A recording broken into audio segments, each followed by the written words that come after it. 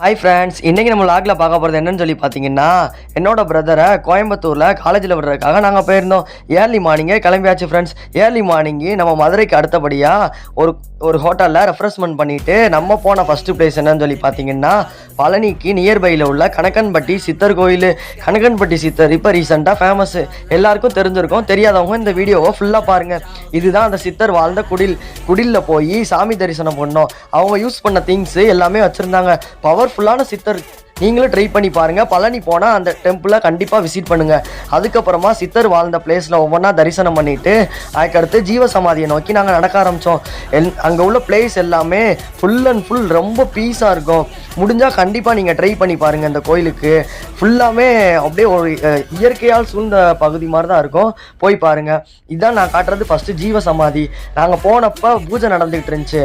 அங்கே உள்ள பூஜை வந்து ரொம்ப டோட்டலாக டிஃப்ரெண்ட்டாக இருக்கும். சங்கெல்லாம் ஊதி பண்ணுறப்போ நமக்கே அப்படியே அங்கே அந்த பூஜை டைமிங்கில் வந்து அந்த ஜீவா சமாதி கிட்ட உட்காந்துருந்தோன்னா அப்படியே நமக்கே ஒரு வைப்ரேட் ஆகிற மாதிரி இருக்கும். ட்ரை பண்ணி பாருங்கள் கண்டிப்பாக. இதுதான் அந்த சித்தரோட ஜீவ சமாதி. நாங்கள் ஏர்லி மார்னிங்கே போயிருந்தோம். தரிசனம் பண்ணதுக்கப்புறமா சித்தரோட சேரு, அதுக்கப்புறம் சித்தர் உட்காந்து அந்த பாறை, அதுக்கப்புறம் சித்தரோட உருவச்சலை, இதெல்லாம் தரிசனம் பண்ணதுக்கப்புறமா பிரசாதம் கொடுத்தாங்க. வாங்கி சாப்பிட்டதுக்கப்புறமா அப்படியே மனதார சாமியை நினச்சி தரிசனம் பண்ணிவிட்டு அப்படியே அங்கேருந்து கிளம்ப ஆரம்பித்தோம். கண்டிப்பாக நீங்களும் இந்த மாதிரி கணக்கன்பட்டி சித்தர் ஆலயத்துக்கு போங்க. போயிட்டு உங்களோட கமெண்ட்ஸை சொல்லுங்கள். அங்கே கோமாதா பார்த்ததுக்கப்புறமா அப்படியே கோயம்புத்தூரை நோக்கி ட்ராவல் பண்ண ஆரம்பித்தோம். பழனி முருகன் கூடயே வந்தார்.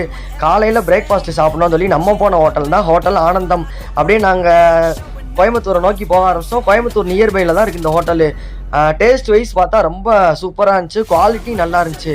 சாப்பிட்டதுக்கப்புறமா ப்ரைஸ் அதிகமாக இருக்குமோ அப்படின்னு சொல்லி ஹோட்டலில் பார்த்தா ப்ரைஸ் கம்மி தான். நெக்ஸ்ட் என் தம்பிக்கு கொஞ்சம் ஹாஸ்டலுக்கு கொடுக்குறதுக்கு திங்ஸ் எல்லாம் பர்ச்சேஸ் பண்ணிவிட்டு அதுக்கப்புறமா ஷூஸு, செப்பல்ஸு இதெல்லாம் பர்ச்சேஸ் பண்ணோம். பர்ச்சேஸ் பண்ணதுக்கப்புறமா அப்படியே ஓவர் வியூ கோயம்புத்தூரை சுற்றி பார்ப்போன்னு போனோம். செம்மையான ஒரு கிளைமேட்டுங்க. நம்ம ஊரில் பார்த்தா வெப்பமாக ஒரு காற்று வீசுதில்ல, அங்கே டோட்டலாக டிஃப்ரெண்ட்டாக அப்படியே கூலிங்கான ஒரு கிளைமேட்டு, ஊட்டி மாதிரி ஒரு ஃபீலு. அப்புறம் வாங்கின திங்ஸ் எல்லாம் கொண்டு போய் ஹாஸ்டலில் அப்படியே செட்டில் பண்ணிட்டோம். இதுதான் என் தம்பி ஸ்டே பண்ணியிருக்க ஹாஸ்டலு. அதுக்கப்புறமா நாங்கள் அங்கேருந்து கிளம்பிட்டோம். இந்த வீடியோவில் வந்து ஃபுல் அண்ட் ஃபுல் அப்படியே ஒரு ஸ்மால் விளாக் மாதிரி போட்டிருக்கிறேன். நீங்கள் நான் போயிருந்த இடத்துக்குலாம் போயிருந்தீங்கன்னா அப்படின்னா எனக்கு கமெண்ட் பண்ணுங்கள். அதுக்கப்புறமா மதியானமும் அதே ஹோட்டலுக்கு நாங்கள் லஞ்சு சாப்பிட்றதுக்கு போயிருந்தோம். லஞ்சுமே சூப்பராக தான் இருந்துச்சு ஃப்ரெண்ட்ஸ். அதுக்கு சாப்பாடில் போட்டு சாப்பிட்றதுக்கு பொடி, அதுக்கப்புறமா 3 வெஜிடபிள்ஸு, அப்பளம், பாயாசம்.